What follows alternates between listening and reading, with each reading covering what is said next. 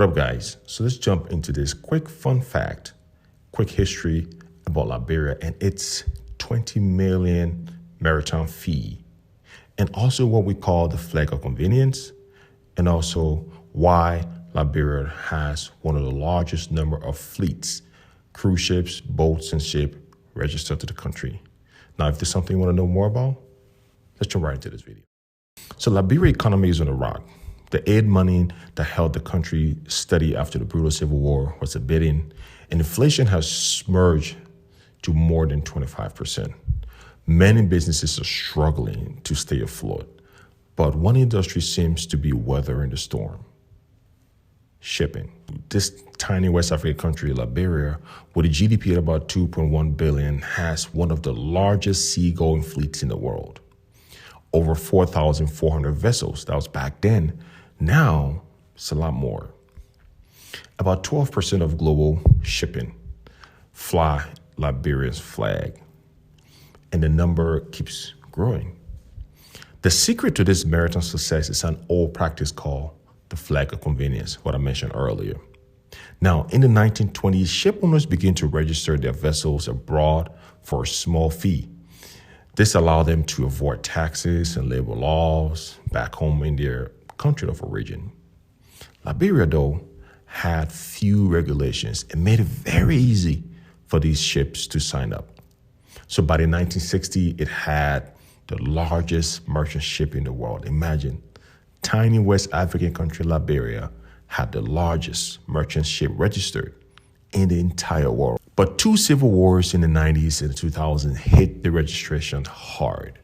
Charles Taylor, the president from 1997 to 2003, as we all know, used some of the $20 million a year generated by the register to pay arms dealer for the civil war that was going on.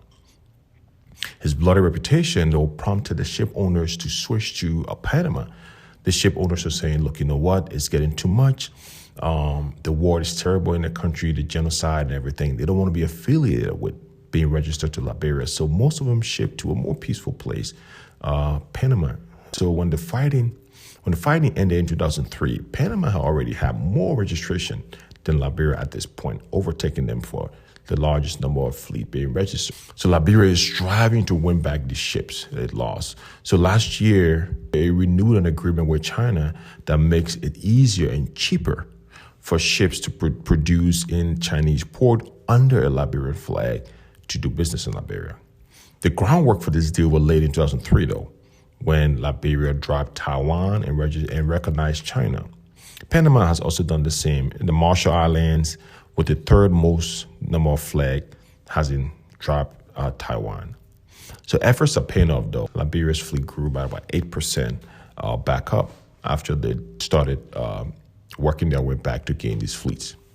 However, ordinary Liberians see no benefit of this country's vast fleet, though. The state wastes much of the revenue generated by this registration. Nobody really knows where the money is and what happened to the money, where it goes. It goes directly to the administration that's in power, and we don't know what happens next. So ships don't often call it Monrovia anymore, the capital. Most of them just call it the Ghost City, because at that point, prior to when the port was renovated, it was just shipwrecks, and more ships would come and crash and get rusted at the Liberian port. So they usually just call it the Ghost City. So this has been something over the years that most of us don't know about. I didn't know about it for a while. Pretty sure only a few of you know about this as well. But Liberia, though, has the largest, no, not anymore, but one of the largest number of fleets registered.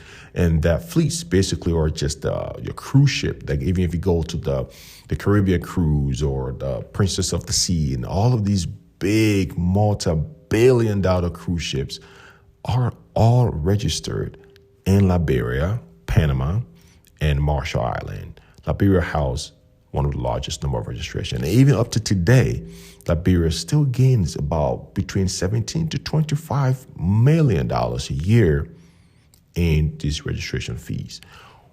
We don't know where the money goes. I don't know. This is not this administration's handwork. This didn't start with this administration. This started all the way back decades ago. So every year for the past 40 years, these maritime fees have been paid to Liberia in excess of $20 million. I bet you didn't know that. I didn't know that for a while. A few of you guys knows that. But here we go, guys. Fun facts for the day. Hopefully have a wonderful weekend. I'll see you guys the next one. Peace.